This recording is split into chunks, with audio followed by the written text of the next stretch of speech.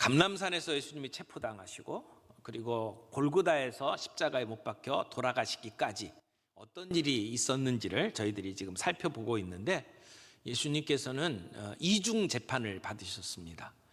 종교 지도자들과 사내들인에서 예수님은 신문을 받으셨고, 그리고 빌라도와 또 헤롯에게서 신문을 받으셨습니다. 우리가 이 장면을 재판이라고 부르기도 하고 신문이라고 부르기도 하지만, 마지막 6번째 빌라도의 마지막 부분은 우리가 재판이라고 부를 수 있을 겁니다. 그런데 그 앞에 5번의 그 모든 과정은 재판이라기보다는 신문이라고 말하는 것이 더 정확할 것입니다. 예수님께서는 먼저 종교 지도자들 앞에 서셨습니다. 종교 재판이었죠. 근데 시간, 장소, 그리고 재판하는 모든 절차가 다 불법이었습니다.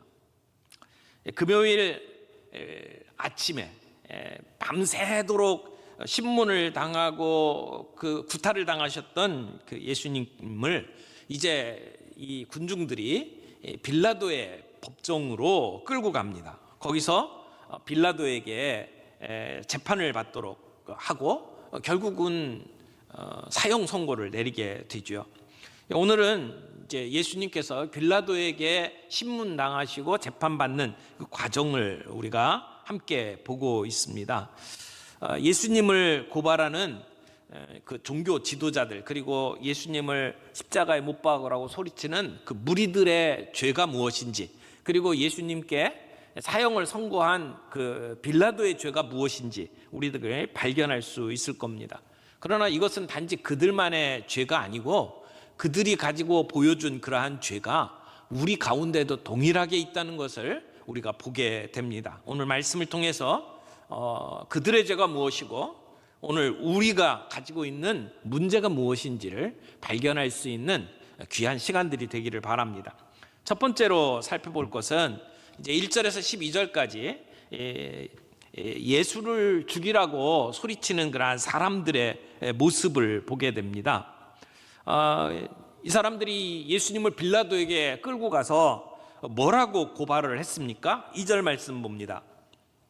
고발하여 이르되 우리가 이 사람을 보매 우리 백성을 미혹하고 가이사에게 세금 바치는 것을 금하며 자칭 왕 그리스도라 하더이다, 이렇게 고발을 했습니다. 오늘 이렇게 고발한 내용들을 가만히 살펴보면 이것은 다 종교적인 문제입니다. 그리고 종교 재판을 통해서 이미 예수님의 그 죄가 무엇인지를 나름대로 정리들을 했습니다. 그리고 난 다음에 지금 이 총독 빌라도에게 이 문제를 가지고 온 것입니다. 총독은 자기가 관할하고 있는 모든 지역에 그 사는 사람들, 주민들의 생사를 결정짓는 권한을 가지고 있었습니다. 그 빌라도에게 지금 예수님을 끌고 온 겁니다. 그들은 예수님을 죽여달라고 요구했고 빌라도는 내키지 않는 마음으로 이 재판에 임합니다. 지금 기록되어 있는 이 누가복음의 기록을 봐서는 빌라도는 예수님을 죽이는데 굉장히 소극적입니다. 그럼에도 불구하고 우리는 본디오 빌라도에게 고난을 받으셨다라고 신앙 고백을 합니다. 빌라도의 문제는 무엇일까요? 이 빌라도가 예수님이 죄가 없다라고 선언을 하지만 결국에는 예수님을 죽도록 내어준 그 빌라도의 문제가 무엇인지를 오늘 우리가 보게 됩니다. 누가는 이 기사를 통해서 빌라도의 책임을 면하지 않는다, 못한다라고 하는 것을 보여주죠. 사실 로마 외에 이런 속주, 그러니까 식민지와 같은 곳에서 재판을 하게 될 때에는 어떤 특별한 형법이 없었어요. 전문적인 용어로 제도박 재판이라고 이야기를 합니다. 그래서 총독은 자기 자신이 옳다고 생각하는 대로 이 모든 것들을 판단하고 결정을 내릴 수가 있었습니다. 그래서 그들이 가지고 온 죄목에 대해서 거부할 수 있고 또 어떤 형태의 처벌이든지 총독이 결정할 수가 있었습니다. 유대 종교 지도자들은 자기들의 가지고 있는 기득권을 위협하고 있는 예수를 제거해야만 했습니다. 그런데 자기들이 다룰 수 있는 종교적인 죄목만을 가지고는 예수님을 제거하기가 쉽지 않았어요. 그래서 정치적인 죄목을 붙여서 예수님을 빌라도에게 끌고 온 겁니다. 그들이 예수님에 대해서 이렇게 왜곡하면서 빌라도에게 고소를 하죠. 3절에 보니까 빌라도가 예수님께 묻습니다. 내가 유대인의 왕이냐? 어떻게 보면 그 고소하는 사람들의 말을 받아서 퉁명스럽게 다시 물어보는 겁니다. 정말 네가 유대인의 왕 맞냐? 이렇게 물어보는 거죠. 그 당시에 자기가 유대인의 왕이라고 이야기를 하고 메시아라고 자처하면서 백성들을 이렇게 이끌어서 반란으로 이끌었던 역사적인 인물들이 몇 명 있었습니다. 그 중에 아트롱게스라고 하는 사람도 자기가 왕이라고 주장을 했다가 나중에 십자가에 못 박혀 죽었죠. 단순한 목동이었습니다. 그리고 공부도 제대로 안 한 사람이었거든요. 그런데 자기가 왕이라고 주장을 하고 그리고 로마와 대항해서 싸워야 된다고 부추겼다가 죽임을 당한 사람들이 많이 있었습니다. 그리고 성경에 나오는 강도라고 표현되어 있는 그 단어를 보게 되면 그 단어가 단순히 이렇게 지나가는 사람들 붙잡아 가지고 이렇게 돈 뜯어내는 그런 강도가 아니고 정치적인 폭도라고 하는 의미입니다. 그러니까 로마에 대항해야 된다라고 주장을 하고 그러면서 사람들을 부추겨서 반란을 일으킨 사람을 강도라고 성경에서는 기록을 하고 있죠. 그 외에도 헤제키야라고 하는 사람 또는 시몬이라고 하는 사람 그리고 갈릴리의 유다라고 하는 사람이 이런 반란을 일으키는데 앞장을 섰고요. 특별히 갈릴리의 유다라고 하는 사람은 헤롯 대왕 초기에 이 반란을 일으켜가지고 그래서 상당히 많은 세력을 얻고 그리고 독립운동을 했던 사람입니다. 그래서 갈릴리로부터 시작해서 세포리스라는 곳까지 이 반란에 가담했던 사람들을 다 죽이게 되죠. 그리고 로마가 그때 갈릴리의 유다라고 하는 사람을 따라서 이 반란을 일으켰던 사람들 총 2,000명을 십자가에 처형을 했던 그러한 사건도 역사의 기록에 남아 있습니다. 그러니까 지금 이 유대 종교 지도자들이 예수님을 향해서 이런 반란을 일으키는 사람이다라고 주장을 하면서 죄를 뒤집어 씌우는 것이 여러 번 있었다는 거죠. 그래서 가능성이 있었고 이런 문제를 가지고 트집을 잡아서 지금 빌라도에게 이야기를 하는 것은 놀라울 만한 일도 아니라고 말할 수 있을 겁니다. 그런데 예수님께서 빌라도의 질문, 네가 유대인의 왕이냐라고 질문을 할 때에 내 말이 옳도다라고 예수님께서 대답을 하셨어요. 그런데 그 예수님의 대답은 어떻게 보면 상당히 비꼬는 말입니다. 무엇이 됐든 상관없다라고 하는 의미도 담겨 있고 내가 보기에는 어떠냐라고 하는 그런 의미도 담겨 있는 예수님의 대답이었습니다. 학자들은 예수님의 대답이 내가 그렇게 말하느냐라고 예수님께서 되묻는 대답이라고 해석을 하기도 합니다.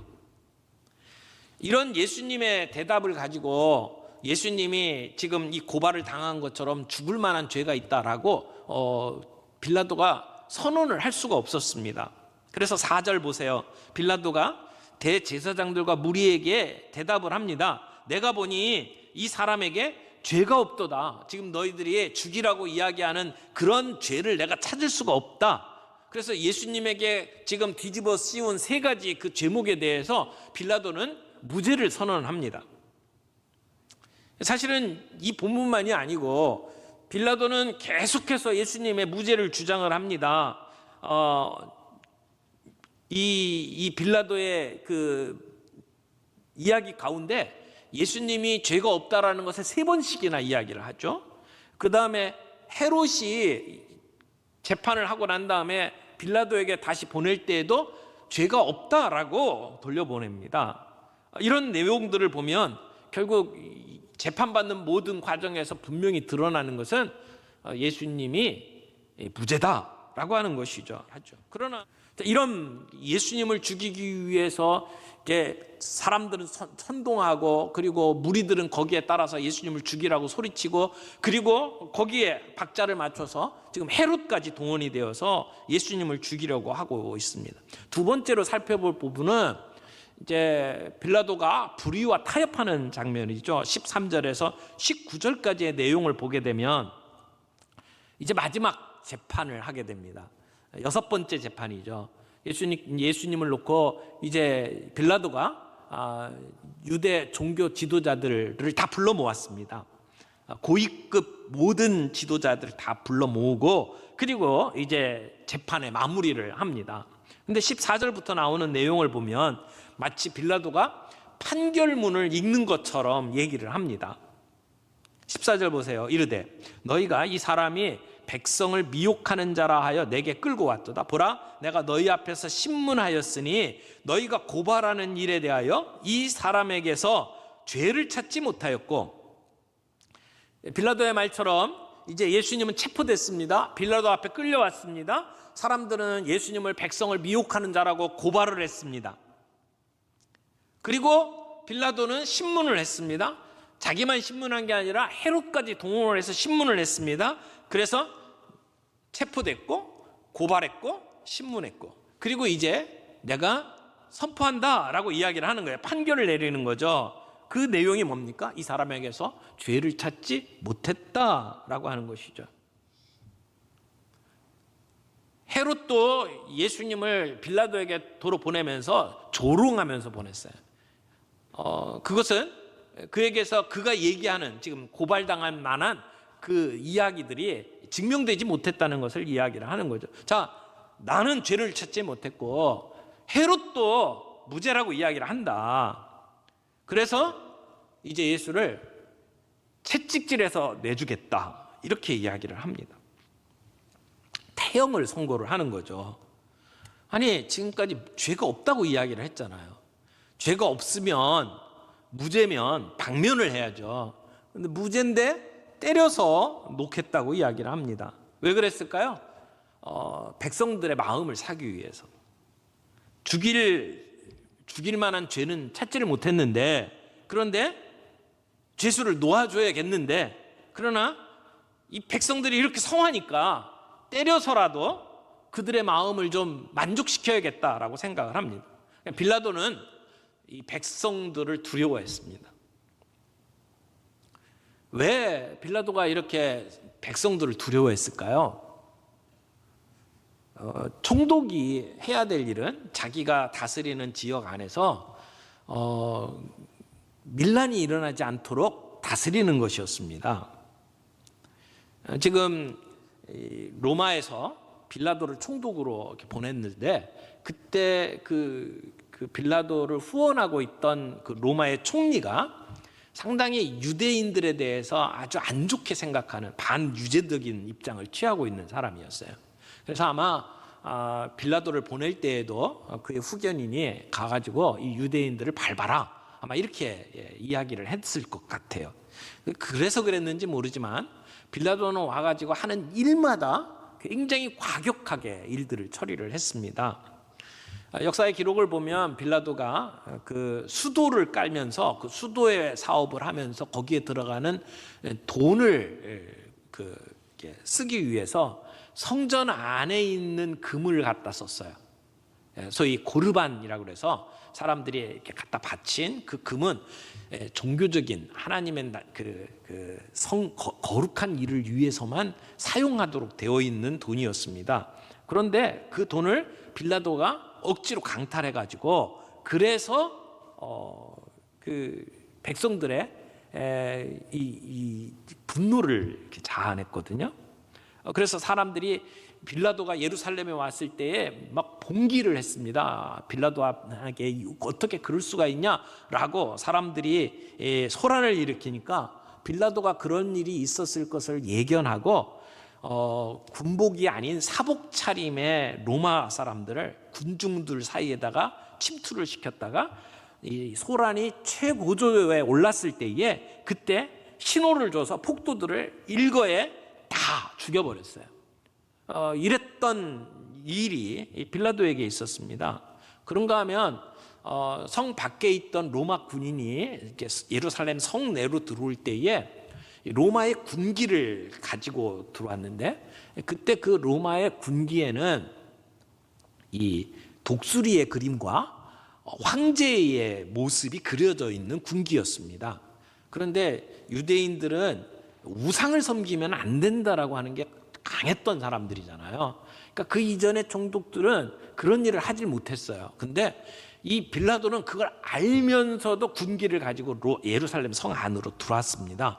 그때 군중들이 또 일어났어요. 그래가지고 빌라도에게 이렇게 쳐들어와 가지고 항의를 하는데 만일 여기서 해산하지 않으면 사형에 처하겠다라고 협박을 했지만 그 모여들었던 사람들 목숨을 내놓고 달려들었습니다. 그래서 8일 만에 빌라도는 그 군기를 예루살렘 성 밖으로 철수를 시켜야만 했습니다. 이런 그 일들이 계속 반복되고 있었거든요. 성경에도 한 가지 사건이 나오는데 빌라도가 하나님께 제물을 바치던 자들을 이 갈릴리 사람들이 예루살렘 성 안에 들어와서 제사를 드리던 사람들을 잡아갖고 죽인 사건이 있었죠. 그래서 그것은 성경 안에 기록되어 있는 누가복음 13장에 나오는 사건입니다만 이런 일들을 통해서 유대인들하고 관계가 굉장히 안 좋았습니다. 그리고 그가 이 예루살렘 안에서 행했던 그런 일들이 로마로 제대로만 전해졌으면 빌라도는 금방 면직을 당하고 물러나야만 했을 겁니다. 그런 대치 상황이었기 때문에 지금 이 상황에서 유대인들이 또 봉기가 일어나고 그래가지고 문제가 일어나서 로마에 이 내용이 전달이 되면 자기는 그 자리에 있을 수가 없었습니다. 그러니까 이 빌라도는 결국은 예수님이 무죄라는 것을 알면서도 그 무리들을 가라앉히기 위해서 때려라라고 이제 선고를 하는 것이죠. 그렇지만 백성들은 가만히 있지 않았습니다. 계속해서 큰 목소리로 외치죠. 예수를 죽이라고 이야기를 합니다. 이 정도 하면 백성들이 가라앉을 거다라고 생각을 했는데 그게 안 되는 거예요. 그래서 잠시 시간을 두고 예수님을 그 재판석상에서 자기의 관저 속으로 예수님을 끌어들이고 그리고 예수님을 때립니다. 그리고 그 가시 면류관을 만들어서 예수님의 머리에다 씌웁니다. 예수님은 구타당하고 얼굴이 벌겋게 부어 있었고 머리에는 가시 면류관을 받아서 그래서 이렇게 피가 흘러내리고 이제 그런 상황에 다시 군중들 앞에 예수님을 내보냅니다. 이 정도 된 것을 보면 백성들이 마음이 가라앉겠지라고 생각을 한 거예요. 그러나 백성들은 더 큰 소리로 외쳤죠. 그리고는 죽이라고 이야기합니다. 그때 빌라도가 하나의 방책을 생각을 합니다. 우리나라의 뭐 광복절 특사처럼 6월절이 되면 어떤 죄수를 방면하는 그러한 관례가 있었는데 그 관례에 따라서 예수를 놓겠다. 그러면서 바라바를 원하느냐 예수를 원하느냐 누가 풀려나기를 원하느냐 둘 중에 하나 선택하라고 이야기를 해요. 그때 빌라도가 착각한 게 이겁니다. 예수님을 고발한 사람들이 종교 지도자들이고 백성들은 그 얼마 전까지 예수님을 뭐 다윗의 왕이요 뭐 이러면서 환호했던 사람들 아닙니까? 그러니까 종교 지도자들은 죽이라고 이야기를 할지 몰라도 백성들은 아닐 거라고 생각을 하고 바라바나 예수 중에 풀어줄 사람을 선택하라 라고 이야기를 했지만 무리는 바라바를 놔달라고 이야기를 합니다. 당연히 놓아야 될 사람이 누굽니까? 죄 없는 사람이잖아요. 그런데 죄 없는 예수는 죽이라고 이야기하고 그리고 바라바를 놔달라고 이야기를 합니다. 여러분 백성들의 마음을 보십시오. 얼마나 변덕스럽습니까? 조금 전까지만 해도 메시아라고 이야기하고 예수님을 환호했던 사람들 아닙니까? 그런데 자기들이 생각했던 메시아가 아니라는 것을 보는 순간 그들의 마음은 뒤집어진 거예요. 그리고 그 뒤에서 늘 그들의 마음을 부추기는 종교 지도자들이 있었죠. 자기들이 뭘 하는지도 모르고 그 부추김을 받으면서 예수를 죽이라고 이야기를 합니다. 그래서 결국은 마지막 부분에 우리가 도달했습니다. 사형 선고를 내리죠. 여러분, 지금까지 빌라도가 노력을 했어요. 예수는 무죄다라고 이야기를 했어요. 그에게서는 아무런 죄도 찾을 수가 없다라고 이야기를 합니다. 그러나 결국은 뭐가 정의냐라고 하는 것보다 나의 이해관계, 나에게 유익한 것이 무엇인지를 따른 것입니다. 예수님을 때리고 그리고 머리에 가시관을 씌우고 그리고 그 무리들, 군중들을 설득하려고 했지만 그것도 안 되니까 결국은 예수님을 십자가에 못 박도록 내어주는 일을 하게 된 것이죠. 여러분, 자기가 하는 일이 뭔지도 모르고 하는 겁니다. 지금 빌라도도 나름대로는 뭔가 올바른 일을 하겠다고 생각을 했어요. 그러나 자기 정치적인 입장에서 자기가 파면당하고 자기가 손해볼 것을 생각을 하니까 할 수 없이 그들의 말을 들어준 거죠. 오늘 본문에서 보면 이 말을 해요. 그들의 소리가 이긴지라. 그들의 소리가 이긴지라. 뭐가 이긴 겁니까? 결국은 그 뒤에서 조종했던 종교 지도자들의 의도가 먹힌 거예요. 그리고 자기가 하는 짓이 뭔지도 모르고 소리를 치며 그 난동을 피운 그 무리들이 이긴 거예요. 그리고 결국은 자기의 정치적인 입지만을 생각하면서 옳은 것보다도 자기 이해관계에 따라서 결정을 내렸던 빌라도가 이긴 거예요. 여러분, 악을 행하는 자들이 무슨 이렇게 얼굴을 보면 뭐 이렇게 굉장히 험상궂고 그리고 머리에 뿔이 달려 있는 그런 마귀 같은 존재들이 아니에요. 악은 우리 주변에 너무나 평범하게 자리 잡고 있습니다. 예전에 유대인들 학살했던 그런 그 일에 앞장섰던 그 독일 사람이 있죠. 아이히만이라고 하는 사람은 기억을 할 겁니다. 히틀러 바로 밑에서 아주 중요한 일을 했었죠. 그런데 그 전쟁이 끝나고 이 전범 재판을 할 때 아이히만이 도망을 갑니다. 그래서 저 남미로 도망을 갔다가 아르헨티나에서 붙잡히죠.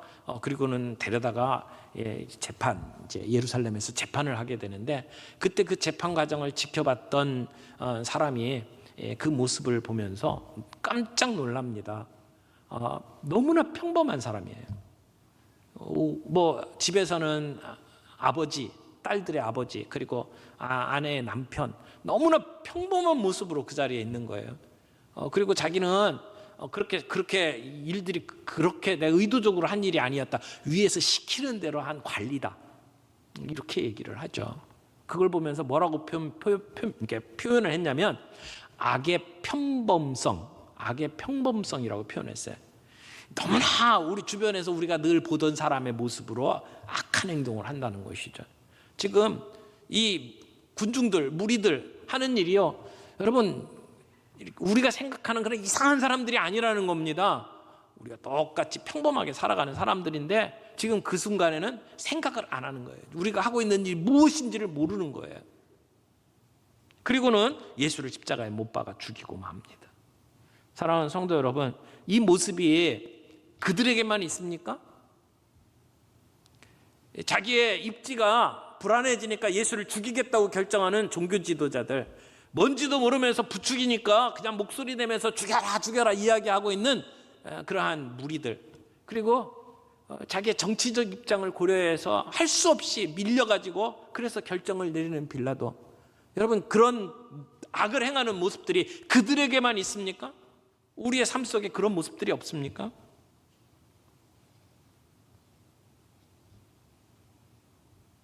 오늘도 이 땅에서는 수많은 일들이 벌어집니다. 악한 일들이 벌어집니다. 그런데 그 악한 일들에 대해서 우리가 침묵하고 그 악한 일들에 우리는 가만히 있는 것 같지만 동조하고 그런 일들이 일어나는 일들을 방관하는 모습들을 봅니다. 아니 어떤 때는 적극적으로 뭔지도 모르면서 소리쳐 외치면서 그 일에 가담합니다. 오늘 우리에게는 이런 일들이 없는지, 우리가 우리의 입지만 생각하고 옳고 그른 걸 판단하지 못하는 그런 모습들은 없는지 우리가 살펴보기를 원합니다. 생각하지 아니하고 그저 사람들이 부추기는 대로 내가 움직이지 않도록 주님 우리를 붙잡아 주옵소서 기도하며 살아갈 수 있는 저와 여러분들이 되기를 바랍니다. 옳고 그른 것보다 내가 당할 손해를 생각하면서 결국 이 길을 걸어갔던 빌라도와 같은 모습으로 살아가지 않도록 우리를 붙잡아 주옵소서. 우리가 기도하며 오늘 이 땅을 살아가는 저와 여러분들이 되기를 바랍니다.